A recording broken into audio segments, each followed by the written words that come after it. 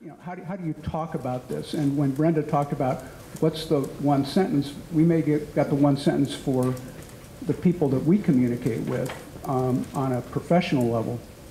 But I went back to what's the one sentence that I'm going to talk to my wife about or somebody else about. And what I got to on that was, you know, well, I heard you were at this conference on sustainable consumption. What was it about? Well, it was about living my life in a way that I actually think is going to be better for me, better for my family, and better for my neighbors, and maybe better for my planet. Have you got 3 minutes? Oh, well, yeah, maybe I got 3 minutes. Well, okay, well, let me tell you about that. Because do you ever feel that despite all of your working and all of your savings, that you're not making progress, you're not feeling completely fulfilled, or, you know, that maybe you're not even happy? Well, I do. I sometimes feel that way. And I think the reason, and what I found out at this conference is, it's not just me. There are a lot of people that have a lot of, that in the United States and around the world that have a lot of stuff that are feeling the same thing. Well, and so why is that? So we talked about why that is. And it turns out that people have multiple needs, and a lot of them are pretty basic about food, shelter, and clothing, but a lot of them are higher order needs, and it's about feeling good as a person. It's about you know, belonging. It's about education, about self-actualization, and allow me to go farther. It's about a feeling of spirituality, and those things are all pretty important, it turns out. And it turns out that there's some basic stuff that you need, and in the United States, you're going to need money to do that. I get that. Everybody gets that.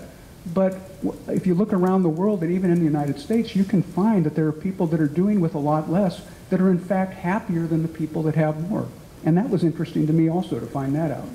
So and finally, if we pursue money then so that we can have this stuff that we want, we're giving up time. And when we give up time, that's the time that we have for all those higher order needs that are called belonging and community and being with family and all that stuff.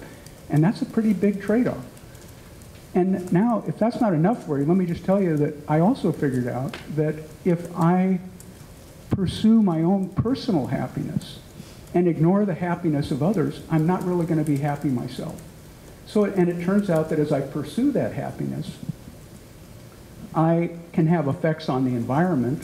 And just take a look at what we're seeing right now. Look at, you know, look at how we're extracting resources, at climate change and all this, the emissions that we have that contributes to climate change.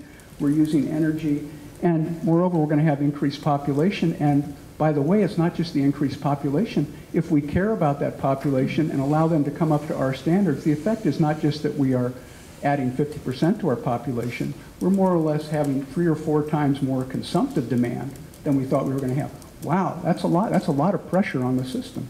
And then if we get to the fairness part of it, all these people have a right to that. I mean, do I have a right to it? Don't you feel kind of bad that maybe you've got all this stuff and there are all these people over there that don't have that stuff? Are you going to try to stop them from that kind of from getting that kind of lifestyle? So where I got to in this conference is that really, if I'm going to be happy myself and worry about other people, that we're all going to be better off if we simplify a little bit. So we're going to have to simplify. And I mean, don't you get that? I mean, you got all this stuff and you got to maintain it. And, you know, just the amount of time that you spend keeping track of all your stuff. So that's kind of what we were talking about here, is getting clear about what I really need, not what advertising is telling me that I need. And what I found was that what I really need, and that the people that I were talking to, when they talk about what we really need, they call that sustainable consumption.